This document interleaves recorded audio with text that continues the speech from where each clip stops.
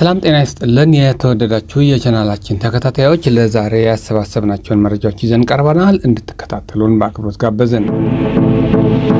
ጀነራል ጻድቃን የተገኙበት የመንግስት ኃላፊዎች የባሌ ተራሮች ጉብኝት አነጋጋሪ ሆኗል። ጠቅላይ ሚኒስትር ዶክተር አብይ አህመድ በባሌው ዞን በመገንባት ላይ ያለውን የዲንሾ ሎጅና አካባቢውን እንዲሁም የጌሴ የሳር ምድርን ጎብኝተዋል።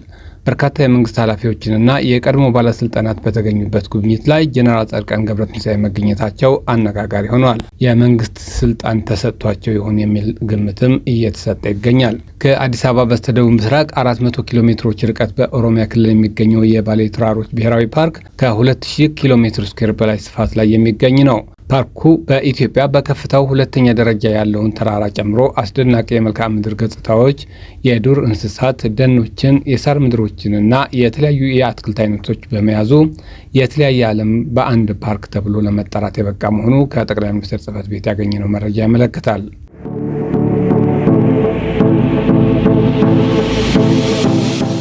አይኤምኤፍ የኢትዮጵያ ኢኮኖሚ በ7.2 በመቶ ያድጋል ብሎ እንደሚጠብቅ አሳወቀ። ዓለም አቀፉ የገንዘብ ድርጅት አይኤምኤፍ ለመጠናቀቅ 2 ወራት ብቻ በቀሩት የዘንድሮ የፈረንጆች ዓመት የኢትዮጵያ ኢኮኖሚ በ7.2 በመቶ ያድጋል ተብሎ እንደሚጠበቅ ትንበያውን አስቀምጧል። ድርጅቱ ሀገሪቱ በቀጣዩ የፈረንጆቹ 2026 ዓመት ይኖራታል በሚል ያስቀመጠው እድገት ለዚህ ዓመት ከተነበየው በ0.1 በመቶ ያነሰ ነው። መቀመጫውን ዋሽንግተን ዲሲ ያደረገው አይኤምኤፍ ይህንን ያስታወቀው ትላንት ይፋ ባደረገው ዓመታዊ ሪፖርት ላይ ነው። ሪፖርቱ ኢትዮጵያን ጨምሮ ከሰሃራ በታች የሚገኙት 45 ሀገራትን የኢኮኖሚ ሁኔታ የዳሰሰ ነው። በዚሁ ቀጠና ያለው የኢኮኖሚ እድገት በፈረንጆቹ 2025 ዓመት 4.1 በመቶ በሆነ የተረጋጋ ሁኔታ እንደሚቀጥል አመልክቷል።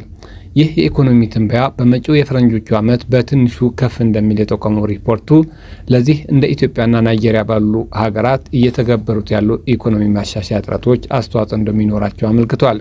በመጪዎቹ ጊዜያት የነዳጅ ዋጋ ይበልጥ ይቀንሳል ተብሎ ቢጠበቅም ቡናና ወርቅን የመሳሰሉ ዋነኛ ሸቀጦች ዋጋ ግን ከኮቪድ ወረርሽኝ በፊት ከነበረውም ጊዜ በላይ እንደሚሆን ሪፖርቱ አትቷል። ይህ ሁኔታ እንደ ኢትዮጵያ ላሉ በተፈጥሮ ሀብት ላይ ለተመሰረቱ ሀገራት ጠቃሚ እንደሚሆን አይኤምኤፍ አስታውቋል።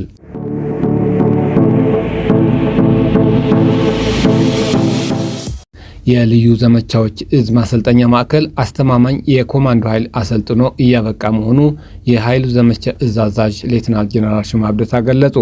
ሌተናል ጄኔራል ሹማ አብደታ በልዩ ዘመቻዎች እዝ ማሰልጠኛ ማዕከል በመገኘት የኮማንዶ ስልጠናን አስጀምረዋል። የእዙ አዛዥ ሌተናል ጄኔራል ሹማ አብደታ በማሰልጠኛ ማዕከሉ በመገኘት የ4ኛ ዙር መሰረታዊ ውትድርና ስልጠናን በማስጀመር የ44ኛ ዙር የኮማንዶ ሰልጣኞች ተዘዋውረው መጎብኘታቸውን መከላከያ ሚኒስቴር አስታውቋል። ሌተናል ጄኔራል ሹማ አብደታ በዚህ ወቅት ባደረጉት ንግግር ሰልጣኞች የአሰልጣኞችን የካበተ አቅም በመጠቀም በዲሲፕሊን የታነጸ ጠንካራና የሀገር ፍቅርን የተላበሰ ወታደርና ኮማንዶ ለመሆን ጠንክረው እንዲሰሩ አሳስበዋል። ኮማንዶ ማለት በታማኝነትና በቅንነት ራሱን አሳልፎ በመስጠት ለአገሩም ለሕዝቡም አኩሪ ታሪክ የሚሰራ የውጊያ ማርሽ ቀያሪ፣ የተበላሸ ውጊያን በአጭር ሰዓት በመድረስ ውጊያን የሚያስተካክል፣ የዘገዩ ውጊያዎችን የሚያፋጥን ጀግና ነው ሲሉ ተናግረዋል።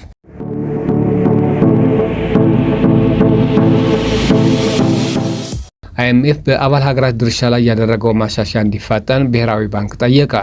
የኢትዮጵያ ብሔራዊ ባንክ አይኤምኤፍ በአባል ሀገራት ድርሻ ላይ ያደረገው 50 በመቶ ማሻሻያ እንዲፋጠን የባንኩ ገዢ ኢዮብ ተካልኝ ጠይቀዋል። ከ2025ቱ የዓለም ባንክና የአይኤምኤፍ ዓመታዊ ስብሰባ ጎን ለጎን የአፍሪካ ግሩፕ ኮንሲስቲንሲ ስብሰባ ተካሂደዋል። ኢዮብ ተካልኝ በዚህ ወቅት ባደረጉት ንግግር ብሔራዊ ባንክ ዓለም አቀፍ የገንዘብ ድርጅት አይኤምኤፍ በአባል ሀገራት ድርሻ ላይ ያደረገውን 50 በመቶ ጭማሪ በአዎንታዊ ጎኑ ይመለከተዋል ብለዋል። የድርሻ ማሻሻያው የዓለም አቀፍ የፋይናንሻል ሴፍቲኔት ለማጠናከርና ለአባል ሀገራት የሀብት አቅርቦትን ለማጎልበት አዎንታዊ እርምጃ መሆኑ አብራርተዋል። ተቋሙ ያደረገው የድርሻ ማሻሻያው እንዲፋጠንም የጠየቁ ኢዮብ ተካልኝ የድርሻ ጭማሪውና ፈጣን አተገባበሩ ተቀባይነት ያለው እንደሆነና የድርሻ ማስተካከያ አጣዳፊነት ግን ከፍተኛ ትኩረት ሊሰጠው እንደሚገባ አስገንዝበዋል። የታዳጊ አባል ሀገራት ድርሻን መጠበቅ ላይ እየታየ ያለውን ስምምነት በማድነቅ አሁን ባለው ማዕቀፍ ታዳጊ ሀገራት ያላቸውን ዝቅተኛ ውክልና መፍታት አስፈላጊ መሆኑን አስረድተዋል። በመሆኑም ፍትሐዊ፣ ሚዛናዊና ሁሉን አቀፍ የሆነ ዓለም አቀፍ የፋይናንስ ስርዓት ለማረጋገጥ ዝቅተኛ ውክልና ያላቸው ሀገራት ቅድሚያ እንዲሰጣቸው ጠይቀዋል።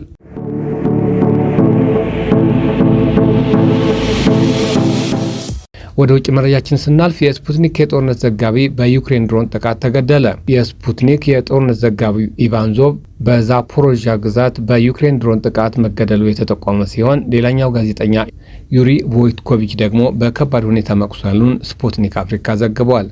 የጦርነት ዘጋቢው ዙብ ደፋርና ጎበዝ ጋዜጠኛ እንደነበር ያመላከተው ዘገባው የኤዲቶሪያል ስራውን በሚያከናውንበት ወቅት በጀግንነት መሞቱን የስፑትኒክ እናት ኩባንያ ዋና ዳይሬክተር ዲሚትሪ ኬሴሌቭ መናገራቸው ጠቅመዋል። በግጭት ቀጠናው እየተከናወኑ ስላሉት ክስተቶች እውነቱን ለመናገር ብዙ አስተዋጽኦ አድርገዋል ብለዋል ዋና ዳይሬክተሩ። ቤተሰቦቹንና ወዳጅ ዘመዶችን እንንከባከባለን፣ የጓዳችንን ትዝታም እንጠብቃለን ሲሉም አክለዋል።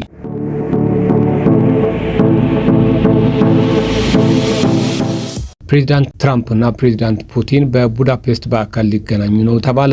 የአሜሪካው ፕሬዚዳንት ዶናልድ ትራምፕ እና የሩሲያው ፕሬዚዳንት ቭላዲሚር ፑቲን በትላንትናው ዕለት በስልክ ውይይት አድርገዋል። ሁለቱም የዓለም ሀያላን መሪዎች ከውይይታቸው በኋላ በአካል ለመገናኘት ተስማምተዋል ተብሏል።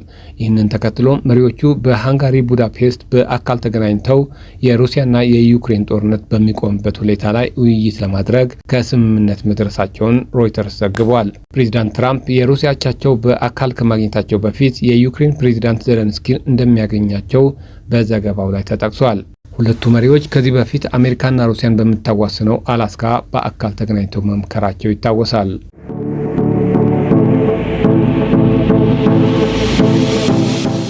የተወደዳችሁ የቻናላችን ተከታታዮች ለዕለቱ ያዝናቸው መረጃዎች እነዚህ ነበሩ። አብራችሁን ስለነበራችሁ ከልብ እያመሰገንን ቻናላችንን ሰብስክራይብ በማድረግ ቤተሰብ እንድትሆኑ በመጋበዝ እንሰናበታችኋለን። ሰላም።